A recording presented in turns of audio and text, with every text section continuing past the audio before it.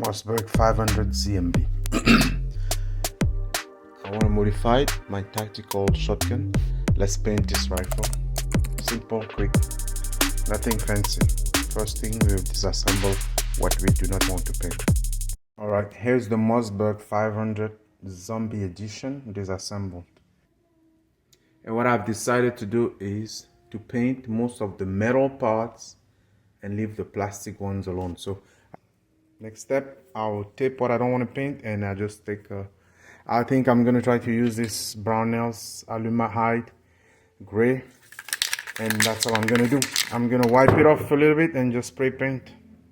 I don't always protect and mask guns so well, but you decide what's important. I didn't want to have any painting inside the receiver, so I just used random pieces of sponge. In this case, this was the padding for one of the red dot things that come in your red dot box. Once you remove the red dot, all this sponge protection for any packaging material, I just shove that inside the receiver, and I'm going to put a piece of tape so that the paint has a less chance to go inside. So just one way to always use what you already have, reuse components, and nothing too fancy.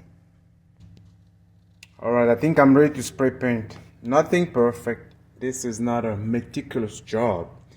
The tape is not always going to stick very well, but I just shove it in areas where there are threads or that I'm a bit sensitive about. So I'm just going to lay it there right now on a piece of board, spray paint the metal, and we'll go from there. It's cold outside, so we'll do it inside here. And just trying to not overspray, I'm going to use this oil pan tray as a support surface. One word of caution. What I did do, what I maybe shouldn't have done, is I decided to remove the safety switch and I unscrew it, but there was a little ball that was sitting right here on top as a detent. I think it probably fell in there, but since I have sponge and tape in there, I'm good. I'm hoping I'll be safe. I'm just going to put some tape on top so I don't spray paint inside there. But it's your call if you want to leave that safety switch. I should have just left it alone, but I didn't want to paint over it. So one thing I did do is to wipe the metal parts with a rag properly before I spray, because some of them were oily, some of them are just to give it a cleanup before I spray. Alright, I have not started painting yet. We have a problem. This is not the first time I'm experiencing this. I love these Brownells Alumahide colors. I've used them on several guns. However, I'm having a problem with these cans. I have a few of them, as you can see here. I had a couple of them, I threw some away. But anyway, after one usage, whenever I store them for a week or two, everything gunks up on the spray nozzle. I can't spray, I've tried boiling hot water to soften it. I've tried cleaning up with needles, but the cans just get junked up. I don't know why, especially the spray nozzle. The paint is great, and I think the issue is the nozzle itself.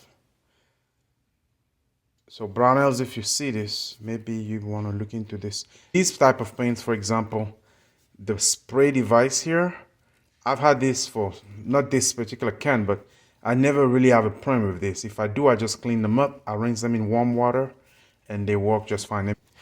But the device here, the nozzle spray, the nozzle itself, I think is the problem. Anyway, I'm going to switch strategy. I'm switching colors, and we go with this.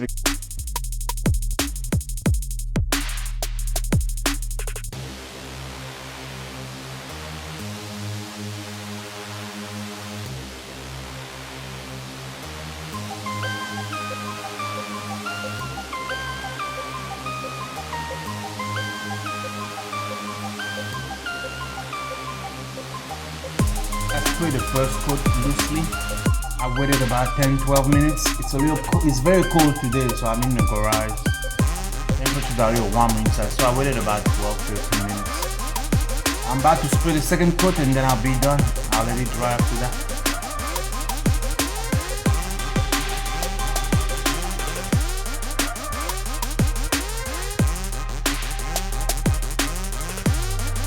If you're still watching this video, remember to subscribe to the channel, like it, post a comment, let me know if you painted a shotgun, let me know what you think of this color, and let me know if you have experienced the same issue with the Brownells Alumahide spray can that I have.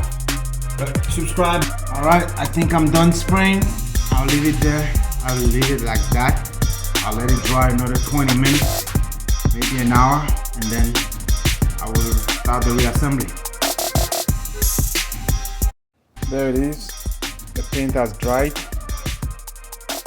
Really 2 coats. Well applied. Even when a little too much here, you little smudge there, but over time this thing will thin out. But now we're gonna go into reassembly. I have to be careful when I remove this because the safety switch, as I mentioned, there was a little plunger there that I didn't see. I think it fell inside, so I'm gonna remove the tape, reassemble, and we'll see what the end result looks like. There you go. Here it is. There's the final product.